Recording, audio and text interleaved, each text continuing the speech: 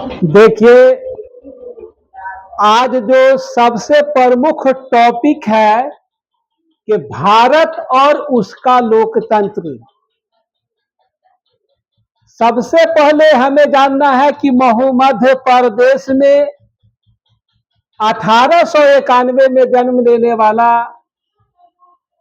जो पुरुषों में महान था, उनका नाम है भीमराव अंबेडकर, जिनका जन्म 1891 ईस्वी में मध्य प्रदेश में जन्म हुआ था। और भारत के लोकतंत्र को उन्होंने बिल्कुल समानता और स्वतंत्रता से परिभाषित करने का काम किया। देश और दुनिया में लोकतंत्र की महत्वपूर्ण स्थान है, जिसको प्रजातंत्र भी कहते हैं और अंग्रेजी में डेमोक्रेसी कहते हैं।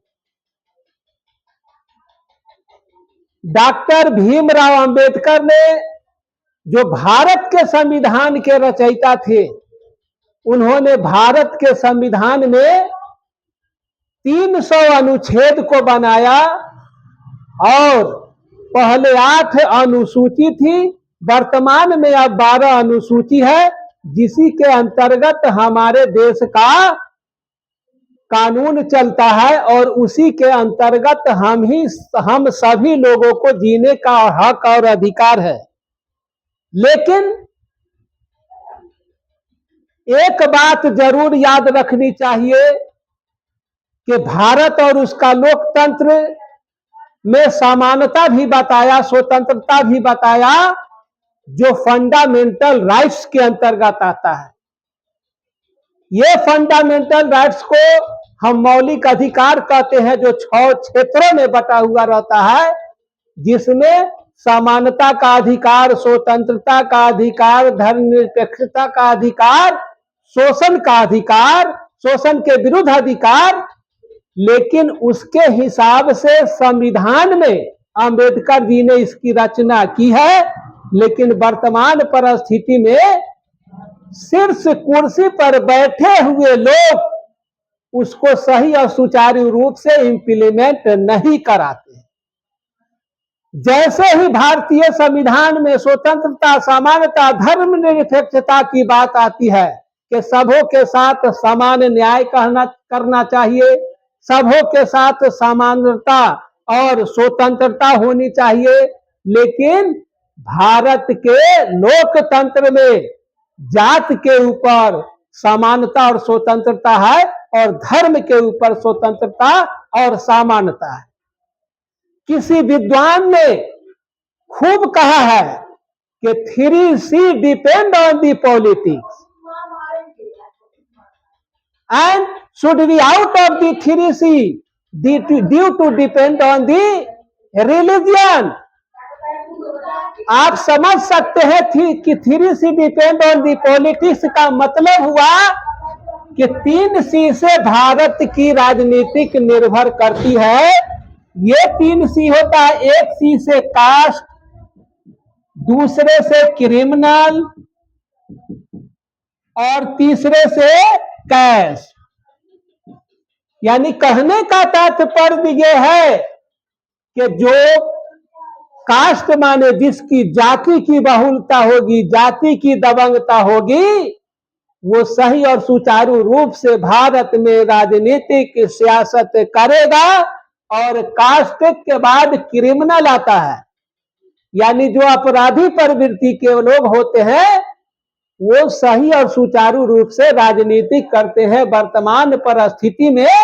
और तीसरा कैश, जिसके पास पैसा, धन, बल, शक्ति होगा, वो भारत के लोकतंत्र में सही और सुचारू रूप से क्रियाशील रहेगा।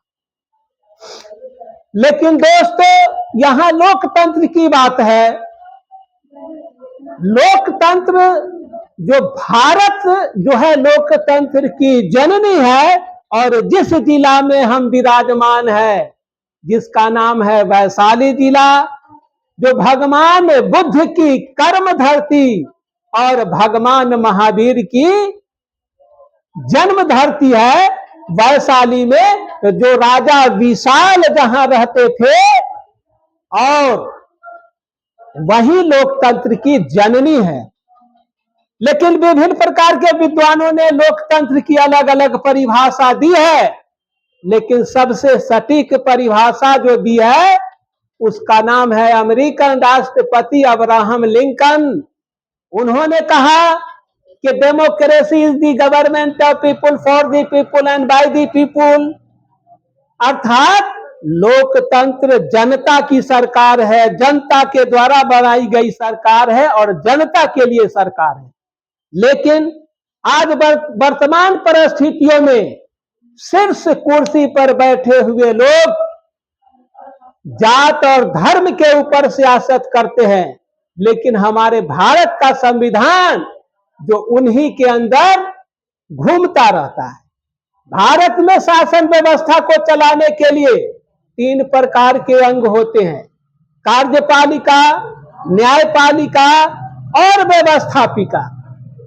लेकिन कार्यपालिका और व्यवस्थापिका तो चौपट हो चुकी है, लेकिन न्यायपालिका अभी भी स्वतंत्र रूप से कार्य करती है। और लोकतंत्र का जो चौथा स्तंभ है उसका नाम क्या है? उसका नाम है मीडिया के भाई, जिसको हम पत्रकार कहते हैं।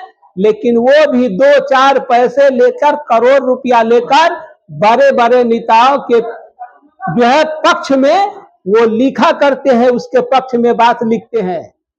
भ्रष्टाचार और घोटाला चाहे जिसकी सरकार हो, मैं किसी एक पार्टी का नाम लेना नहीं चाहता हूं, सभी के सब लूटने के लिए कगार पर तैयार है। जो फंडामेंटल राइट दिया गया है वो संविधान के अंतर्गत जो अनुच्छेद है वो 14 से लेकर आपको ये 32 तक फंडामेंटल राइट्स है, जिसको हम कहते हैं स्वतंत्रता का अधिकार, समानता का अधिकार, शोषण के विरुद्ध अधिकार, धर्मनिरपेक्षता का अधिकार। क्या हम इस देश के शीर्ष नेताओं से पूछना चाहते हैं कि जब जहां समानता की बात होती है तो सभी लोगों को समान क्यों नहीं समझा जाता है? जात के ऊपर छुआछूत, भेदभाव, कर्मकांड के ऊपर उसको प्राथमिकता दी जाती है, धर्म के रूप में प्राथमिकता दी जाती है, अल्पसंख्यकों को प्रताड़ना करने की बात होती है। नेता वही होना चाहिए जो सब धर्म, सभी जाति की बात करे, न कोई बैकवर्ड, न कोई फॉरवर्ड, न कोई दलित, न कोई उच्च वर्ग, बल्कि समान रूप से सभी को व्यवहार करना चाहिए। लेकिन नेताओं द्वारा आज वर्तमान परिस्थिति में जो ये परिस्थिति उत्पन्न हो गई है कि डरा कर सियासत करने की काम करता है लोग, और अभी भी दलित वर्ग के लोगों को समान रूप में सभी जगह समाज में बैठने का व्यवस्था नहीं है।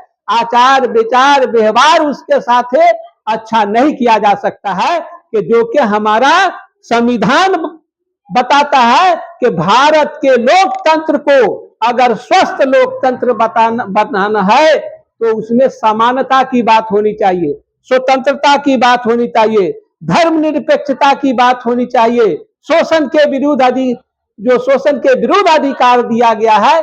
इन सारे तथ्यों पर विचार करना चाहिए। जब भी मतदान होता है, मैं किसी खास जाति का नाम लेना नहीं चाहता हूं, लेकिन जिसकी जहां बनती है वहां उसको जो है वहां वोट को छपाई की जाती है। आज के वर्तमान परिस्थिति में भी वोटर को पैसा के बल पर भी हाईजेक करते हैं, प्रलोभन देते हैं, जो स्वस्थ लोकतंत्र के लिए खतरा है।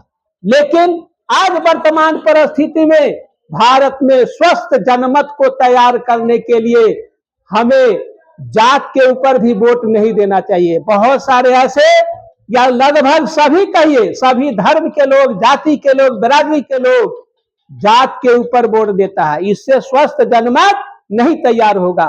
और अयोग्य की पूजा की जाती है, निरक्षरों की पूजा की जाती है। अगर किसी जात की बहुलता हो, छोटे छोटे चुनाव से लेकर बड़े बड़े चुनाव तक, चाहे वो मुखिया का वार्ड का चुनाव हो या जिला परिषद का चुनाव हो या विधानसभा या लोकसभा का चुनाव हो, वैसी परिस्थिति में हम लोग देखते हैं कि जात के आधार पर लोग वोट देते हैं, चाहे मूर्ख क्यों न हो, अपराधी प्रवृत्ति के क्यों न हो।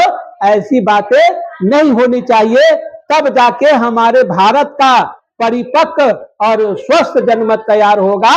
और लोकतंत्र को सही और सुचारू रूप से चलाने के लिए और जीवित रखने के लिए हमारे जो अशिक्षित जनता है वो भी दोषी है कि हमें जात पात और धर्म के ऊपर वोट नहीं देना चाहिए, तब ये सच्ची लोकतंत्र की कल्पना की जा सकती है।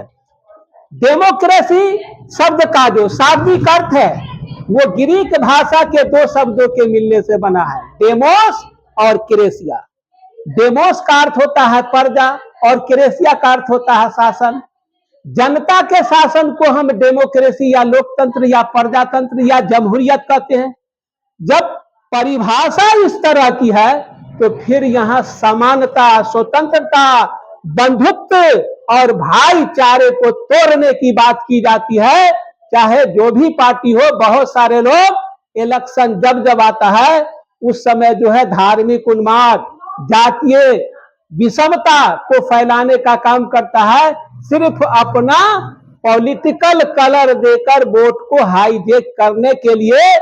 और ये स्वस्थ लोकतंत्र को लाने के लिए हमें सही और सुचारू रूप से समानता, स्वतंत्रता और बंधुत्व की परिभाषा दी जा सकती है। इतना ही मैं अभी कह के इस बातों को समाप्त कर देता हूं और अगला कड़ी दूसरे वीडियो में बताऊंगा।